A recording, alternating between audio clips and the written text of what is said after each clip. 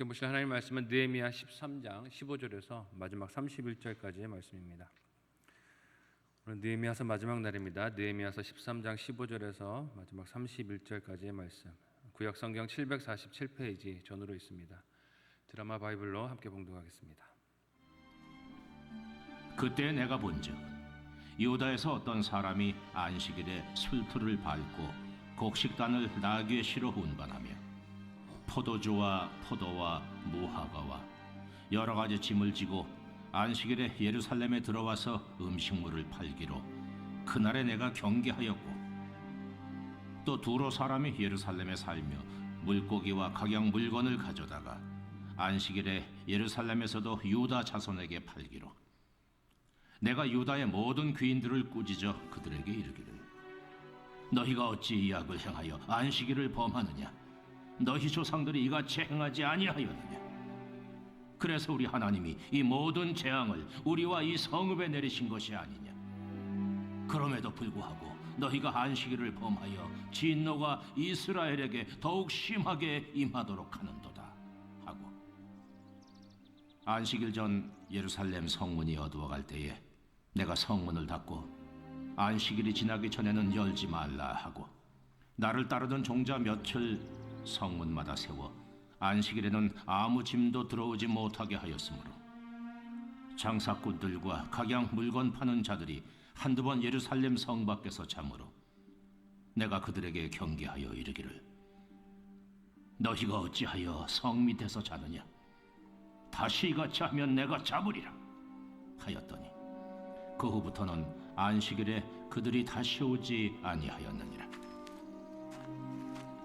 내가 또 레위 사람들에게 몸을 정결하게 하고 와서 성문을 지켜서 안식일을 거룩하게 하라 하였느니라. 내 하나님이여, 나를 위하여 이 일도 기억하시옵고 주의 크신 은혜대로 나를 아끼시옵소서. 그때 내가 또 본즉 유다 사람이 아스돗과 암몬과 모압 여인을 맞아 아내로 삼았는데, 그들의 자녀가 아스돗 방언을 절반쯤은 하여도 유다 방언은 못하니 그 하는 말이 각 족속의 방언이므로 내가 그들을 책망하고 저주하며 그들 중 몇 사람을 때리고 그들의 머리털을 뽑고 이르되, 너희는 너희 딸들을 그들의 아들들에게 주지 말고 너희 아들들이나 너희를 위하여 그들의 딸을 데려오지 아니하겠다고 하나님을 가리켜 맹세하라 하고 또 이르기를, 옛적에 이스라엘 왕 솔로몬이 이 일로 범죄하지 아니하였느냐? 그는 많은 나라 중에 비길 왕이 없이 하나님의 사랑을 입은 자라. 하나님이 그를 왕으로 삼아 온 이스라엘을 다스리게 하셨으나 이방 여인이 그를 범죄하게 하였나니, 너희가 이방 여인을 아내로 맞아 이 모든 큰 악을 행하여 우리 하나님께 범죄하는 것을 우리가 어찌 용납하겠느냐? 대제사장 엘리야십의 손자 요야다의 아들 하나가 호론 사람 산발랏의 사위가 되었으므로 내가 쫓아내어 나를 떠나게 하였느니라. 내 하나님이여, 그들이 제사장의 직분을 더럽히고 제사장의 직분과 레위 사람에 대한 언약을 어겼사오니 그들을 기억하옵소서. 내가 이와 같이 그들에게 이방 사람을 떠나게 하여 그들을 깨끗하게 하고 또 제사장과 레위 사람의 반열을 세워 각각 자기의 일을 맡게 하고 또 정한 기한에 나무와 처음 익은 것을 드리게 하였사오니 내 하나님이여, 나를 기억하사 복을 주옵소서. 아멘. 함께 읽은 본문의 말씀을 가지고 변함없는 개혁이라는 제목으로 말씀 나누고 기도하도록 하겠습니다. 오늘로 느헤미야서 묵상을 마치게 됩니다. 이제까지 함께 묵상해왔던 이 느헤미야서는 단지 성벽 재건의 역사만을 기록하고 있는 것이 아니었습니다. 중수된 성벽 안에서 삶을 일궈야 할 유다 백성들을 계수하는 장면도 포함이 되어 있었고, 회복된 말씀과 예배 그리고 계속되는 개혁의 노력들이 이제까지 기록이 되어 왔습니다. 성벽을 재건하는 것은 그 안에서 살아갈 삶을 일구고 하나님의 뜻에 순종하기 위함이란 것이죠. 이를 일구었던 우리의 신앙과 삶도 느헤미야 당시에 이스라엘과 같이 회복되어야 할 줄로 믿습니다. 공동체를 우리에게 주시고 또 이 가운데서 예배 생활하게 하신 것은 하나님 기뻐하시는 삶을 회복하라는 하나님의 기대가 있는 것이죠. 어제 본문에서 예루살렘으로 돌아와서 교묘히 하나님의 성전에 들어왔던 도비아와 그의 물건들을 성전 밖으로 다 끌어냈던 느헤미야였습니다. 흩어졌던 레위인들을 모았고 노래하는 자들과 이스라엘 백성들의 예배를 위해 봉사하는 자들을 다 불러 모아 다시 그들의 직임을 회복하게 했던 느헤미야였어요. 그들의 삶을 돌보기 위한 헌금과 이를 분배하는 일꾼들을 적절하게 세워서 회복하는 일을 이제까지 감당했습니다. 그리고 오늘 본문에서는 느헤미야가 계속해서 어떤 개혁을 쉬지 않고 단행합니까? 함께 본문 15절에서 18절까지의 말씀을 우리 같이 한 목소리로 읽어보도록 하겠습니다. 같이 읽습니다. 시작. 그때 내가 본즉 유다에서 어떤 사람이 안식일에 술틀을 밟고 곡식단을 나귀에 실어 운반하며 포도주와 포도와 무화과와 여러 가지 짐을 실지고 안식일에 예루살렘에 들어와서 음식물을 팔기로 그날에 내가 경계하였고 또 두로 사람이 예루살렘에 살며 물고기와 각양 물건을 가져다가 안식일에 예루살렘에서도 유다 자손에게 팔기로 내가 유다의 모든 귀인들을 꾸짖어 그들에게 이르기를 너희가 어찌 이 악을 행하여 안식일을 범하느냐 너희 조상들이 이같이 행하지 아니하였느냐 그래서 우리 하나님이 이 모든 재앙을 우리와 이 성읍에 내리신 것이 아니냐 그럼에도 불구하고 너희가 안식일을 범하여 진노가 이스라엘에게 더욱 심하게 임하도록 하는도다 하고 아멘. 다시 예루살렘에 돌아와서 이스라엘 백성들의 신앙 형편을 살피던 느헤미야였습니다. 근데 그의 눈에 무엇이 들어옵니까? 안식일을 범하는 이스라엘 백성들의 모습이 보였습니다. 폐허가 된 땅에 돌아와 먹고 사는 일이 우선이 되다 보니 안식일도 순위가 뒤로 밀린 것입니다. 안식일의 명령을 지키는 순종이 느슨해진 것이죠. 성벽이 없이 살던 시기가 길었다 보니 예루살렘 외곽에 살던 사람들이 안식일에도 성내에 들어와서 장사하고 자신들의 수확물들을 팔며 생계를 유지했을 것입니다. 근데 이것이 오래 지속이 되다 보니 어떻게 됩니까? 성벽이 세워졌어도 그 습관을 버리지 못하는 것이죠.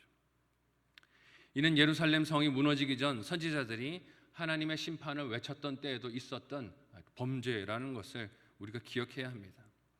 예레미야서 17장 21절에서 22절에 이스라엘 백성들이 망하기 전에 안식일을 지켰던 그들의 지키지 못했던 그들의 죄악의 모습이 등장하는데요. 우리 같이 한 목소리로 읽어보도록 하겠습니다. 같이 읽습니다. 시작. 여호와께서 이와 같이 말씀하시되 너희는 스스로 삼가서 안식일에 짐을 지고 예루살렘 문으로 들어오지 말며 안식일에 너희 집에서 짐을 내지 말며 어떤 일이라도 하지 말고 내가 너희 조상들에게 명령한 것 같이 안식일을 거룩히 할지니라. 아멘. 예루살렘 성전이 무너지기 전에도 이스라엘 백성들이 이렇게 안식일을 범하는 죄를 범했었다는 것이에요. 왜 이런 현상이 나타나는 것일까요? 하나님을 믿지 못하는 것입니다. 안식일을 지켜 일을 멈추어도 하나님께서 내 삶을 돌보신다는 믿음이 그들에게 없는 것이에요. 하나님은 말씀을 그렇게 하셔도 나는 안식일에 일해야 먹고 살지 하는 생각이 팽배했던 것입니다. 경제적인 풍요가 안식을 가져온다라고 생각하고 믿었기 때문에 하나님의 명령보다 내 손으로 벌어서 안식하고 살아야겠다 하는 고집이 앞서는 것이죠. 그러니 하나님께서 일을 멈추게 명령하시고 그날에 하나님을 예배하라고 하나님께서 돌보실 것이라고 약속을 주시는 것보다 내 생각이 앞서서 일하게 되는 것입니다. 내 생각과 염려들 그리고 방법을 더 따르게 되었다는 것이죠. 15절에서는 예루살렘에 들어온 유다 백성들이 음식물들을 가지고 들어와서 팔았다라고 기록하고 있는데 16절은 이방 백성인 두로 사람들이 예루살렘에 들어와서 물고기와 물건들을 팔았다라고 합니다. 그러니까 이 말씀을 보면 이스라엘 백성들이 꼭 생계 때문에 안식일을 범한 것은 아니라는 것도 알 수 있어요. 생계 때문에 물건을 팔고 산 것이 아니라 신기하고 화려해 보이는 물건들에 눈이 팔려서 안식일을 등한시한 면도 있다는 것을 우리에게 보여줍니다. 예배를 드려야 할 주일에 먹고 사는 핑계만이 아니라 눈을 즐겁게 하는 일, 재미를 주는 일, 혹은 흥미롭게 보이는 일들 때문에 다른 일들을 하고 장소를 찾고 자기 소견에 옳은 대로 일들을 하는 영적인 이스라엘의 상태를 우리에게 보여주는 것이라 하는 것이죠. 여러분, 이것이 느헤미야 시대의 이스라엘 백성만의 모습이겠습니까? 오늘 우리의 모습은 아닙니까? 재미있는 것, 즐거운 것, 눈에 흥미로운 것이 보일 때 주일이 뭐가 중요하겠어. 그냥 가서 그대로 놀고 재밌게 즐겨도 하나님 다 이해하실 거야 하는 마음으로 주일을 범하는 우리의 마음을 보여주는 거울과도 같다라는 것입니다. 오늘 본문에서 느헤미야는 이스라엘 백성들의 이런 영적 상태에 대하여 귀인들을 불러 꾸짖습니다. 그들이 들은 말씀을 기억하고 포로가 되어 살았던 비극의 역사를 잘 기억하고 있다면 다시 나라를 비극에 빠지는 이런 선택은 분별하고 경계해야 한다는 것이죠. 그런 분별력이 없다고 귀인들을 꾸짖는 것입니다. 이에 느헤미야가 오늘 본문에서 어떤 처방을 내립니까? 함께 본문 19절에서 22절까지의 내용을 같이 한 목소리로 읽어보도록 하겠습니다. 같이 읽습니다. 시작. 안식일 전 예루살렘 성문이 어두워 갈 때에 내가 성문을 닫고 안식일이 지나기 전에는 열지 말라 하고 나를 따르는 종자 몇을 성문마다 세워 안식일에는 아무 짐도 들어오지 못하게 하였으므로 장사꾼들과 각양 물건 파는 자들이 한두 번 예루살렘 성 밖에서 자므로 내가 그들에게 경계하여 이르기를 너희가 어찌하여 성 밑에서 자느냐 다시 이같이 하면 내가 잡으리라 하였더니 그 후부터는 안식일에 그들이 다시 오지 아니하였느니라. 내가 또 레위 사람들에게 몸을 정결하게 하고 와서 성문을 지켜서 안식일을 거룩하게 하라 하였느니라. 내 하나님이여 나를 위하여 이 일도 기억하시옵고 주의 크신 은혜대로 나를 아끼시옵소서. 아멘. 느헤미야는 백성의 리더들에게 안식일을 거룩하게 지켜 명령만 하는 것으로 끝나지 않습니다. 관망하지 않아요. 백성들이 안식일을 지키지 못하게 만드는 유혹을 성문을 닫는 것으로 차단하고 거룩한 안식일을 지키도록 아예 처음부터 봉쇄하여 그 일을 지킬 수 있도록 자신의 역할을 감당합니다. 이 말은 이전에는 성문을 열어도 장사꾼들이 들어올 수 있는 빌미를 제공했다는 뜻입니다. 성벽이 완성되고 성문이 완성되었어도 열어두고 안식일에 일하도록 안식일을 어기도록 그냥 환경을 허용했다는 것을 우리가 알 수 있어요. 그 사이로 시험과 죄가 들어왔던 것입니다.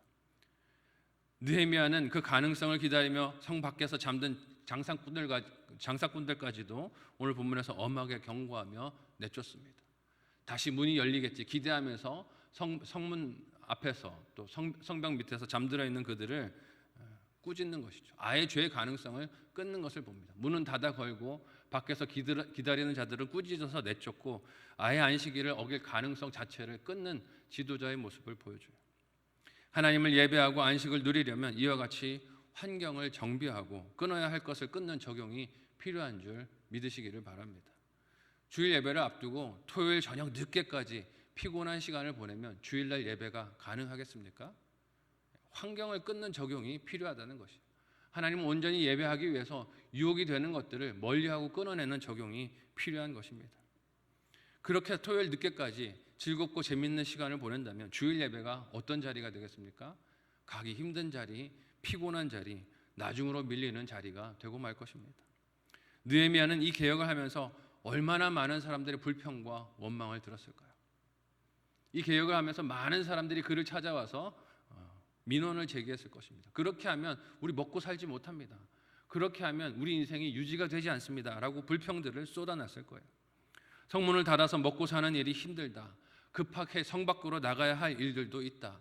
밖에서 들어와야 할 사람들도 있다. 라는 이야기들이 들려왔을 것입니다. 온갖 예외적인 상황들을 열거하면서 그래도 이런 상황은 좀 예외로 해달라는 요청들이 있었을 거예요. 하지만 느헤미야는 타협하지 않고 하나님께 기도하며 하나님의 기업과 은혜만을 소망하고 바라보았습니다. 사람들의 인기와 평판과 비판을 생각했다면 하지 못할 선택이었을 것입니다. 이렇게 하나님만 바라보는 신실하고 단호한 신앙이 저와 여러분의 예배 생활에도 신앙 생활에도 함께 하시기를 예수님의 이름으로 소원하고 축복합니다. 그리고 이어지는 구절에서 느헤미야의 개혁이 어떤 부분으로 이어집니까? 22절 이하의 말씀을 살피면 돌아온 유다 백성의 가정이 이방 여인들을 아내로 삼아 거룩한 백성 된 정체성을 위기에 빠뜨린 그런 죄가 있었던 것을 보여줍니다. 이에 느헤미야는 과거 솔로몬이 이방 여인들을 아내로 맞아 나라를 위기에 빠지게 만들었던 그 죄들을 언급을 하며 같은 죄로 다시 세워진 하나님의 나라를 위기에 빠뜨리지 말라고 경고합니다. 가정을 거룩하게 세우는 것은 그만큼 하나님의 나라를 위해 엄중한 사명이기도 한 것입니다. 그냥 나 한 사람 개인의 가정의 문제가 아니라는 것이요. 이것이 나라의 문제이고 하나님 나라의 문제가 된다는 것입니다. 그리고 이 사명을 등한시한 대제사장 엘리야십의 증손자를 쫓아내어 징계하는 장면이 또 오늘 본문에서 기록이 됩니다. 함께 29절에서 31절까지의 말씀을 한 목소리로 읽어보도록 하겠습니다. 같이 읽습니다. 시작. 내 하나님이여, 그들이 제사장의 직분을 더럽히고 제사장의 직분과 레위 사람에 대한 언약을 어겼사오니 그들을 기억하옵소서. 내가 이와 같이 그들에게 이방 사람을 떠나게 하여 그들을 깨끗하게 하고 또 제사장과 레위 사람의 반열을 세워 각각 자기의 일을 맡게 하고 또 정한 기한에 나무와 처금 익은 것을 드리게 하였사오니 내 하나님이여, 나를 기억하사 복을 주옵소서. 아멘. 회복된 나라의 신앙을 이끄는 리더로 세움받은 제사장의 증손자 하나가 산발랏의 사위가 되었다라고 28절이 기억하고 있습니다. 여러분, 산발랏이 누구입니까? 느헤미야서 말씀을 기억한다면 그는 성벽을 재건하는 일을 가로막았던 대적이고 원수라는 것을 알 수 있어요. 그런데 그런 자와 제사장이 결혼하여 가문을 이룬 것입니다.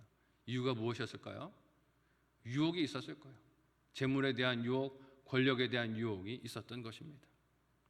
느헤미야는 그를 쫓아내고 거룩해야 할 영적 지도자들과 그 역할을 확고히 했습니다. 이에 대한 반발도 있지 않았겠어요? 그래도 내가 제사장인데 나를 이렇게 부끄럽게 만드느냐고 느헤미야를 찾아와 반발하는 목소리가 있었을 것입니다. 하지만 느헤미야는 오직 하나님을 향해 시선을 향합니다. 하나님만이 나의 위로가 되어 주옵소서. 사람들은 나를 떠나고 나를 비판하고 나를 모욕하고 나를 여러 가지 말들로 비방할지라도 오직 하나님만이 나를 알아주시면 그것으로 충분합니다 라고 고백을 해요. 이런 느헤미야의 하나님으로 충분했던 마음을 우리가 오늘 말씀을 통해 알 수 있습니다. 오늘 우리의 섬김과 헌신과 수고는 어떻습니까? 하나님이면 충분하십니까? 아니면 사람이 알아주지 않으면 화가 나고 질투가 나고 혈기가 나십니까? 하나님 앞에 느헤미야와 같이 신실하고 진실한 청지기, 변함없이 충성으로 기쁨이 되는 하나님의 자녀들이 다 되시기를 예수님의 이름으로 소원하고 축복합니다. 아멘.